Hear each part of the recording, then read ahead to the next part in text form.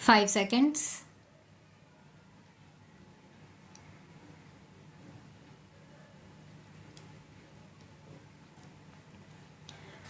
Mr. Deputy Chairman, I am happy to be able to speak in this House once again.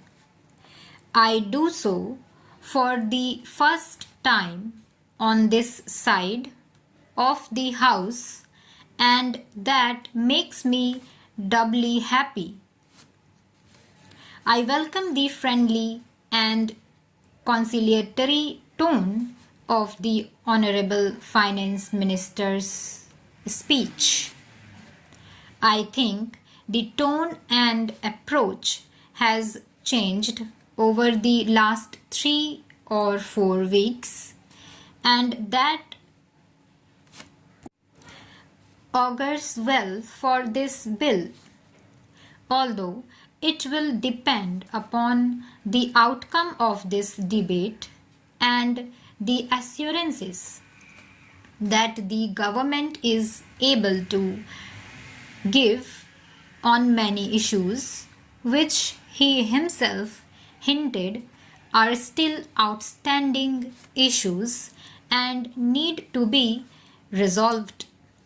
If I may say, in the lighter vein, between 2011-14, I did virtually what was called traveling between my Prime Minister, the leader of the opposition in the Lok Sabha, the leader of the opposition in Rajya Sabha, and the empowered Council of State Finance Ministers. We tried to pass the GST bill with the support of the principal opposition party, and we failed. In the last 18 months, the government tried to pass it without the support of the principal opposition party, and I am glad that you have also failed.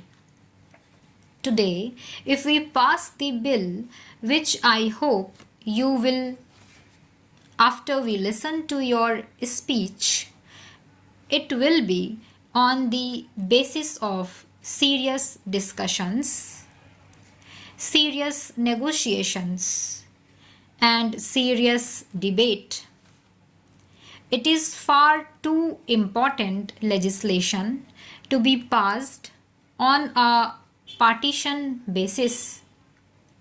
In fact, I commented once, I hope the Finance Minister will pass the bill not on the strength of numbers but on the strength of his arguments.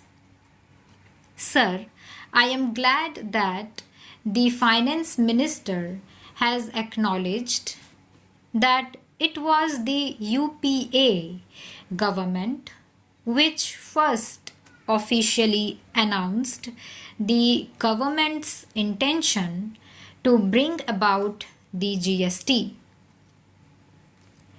On the 28th February 2005, it was announced in the Lok Sabha in the course of the budget speech. I quote, "In the medium to long term, it is my goal that the entire production and distribution chain should be covered by a national VAT or even better a goods and services tax encompassing both the center and the states. It has, of course, taken us 11 years to arrive at this point. But I think the journey has been a learning experience for everyone in the house and outside.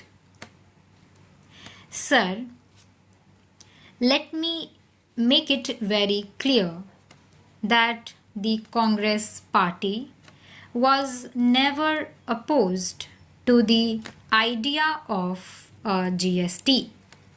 In fact, I believe about an hour ago, the finance minister said so much in an interview to a television channel, and I thank him for making that acknowledgement. We were never opposed to the idea of a GST. We are not discussing or debating the idea of a GST. That debate has gone on in this country for several years, and I think the country is now ready to embrace the idea of a GST. Just as the earlier GST bill introduced by the finance minister was opposed by several parties including the BJP, the 2014 bill is also being opposed. The idea was not opposed.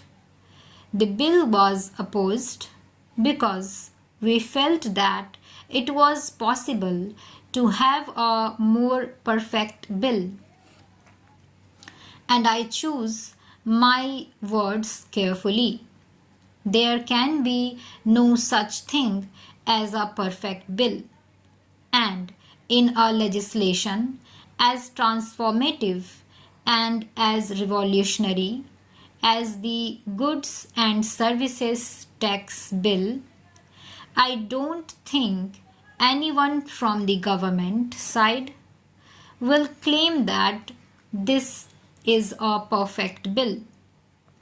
It can never be a perfect bill, but when we found that there were too many flaws in the bill and many of those flaws could be fixed by addressing them seriously, we decided that we could support the bill.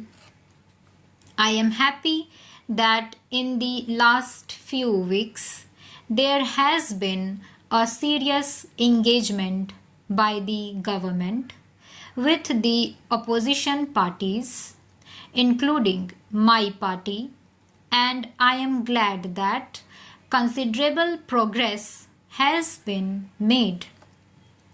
Sir, there are four major issues. I will touch briefly upon the first three issues because it is the last issue that concerns me the most, and I want to take my time dealing with that at some length. The first one is this. I wish to point out to the Honorable Finance Minister that there are still pieces of clumsy drafting in this bill. For example, in the present list of amendments circulated, you have made some provisions for what will go into the Consolidated Fund of India and what will not go into the Consolidated Fund of India. This problem should have been noticed much earlier. It should have come in the draft bill, but it has come today in the form of an amendment, and while I will not take too much time explaining what I have in mind, if the Honorable Finance Minister reads it more carefully, he will find pieces of clumsy drafting. Stop.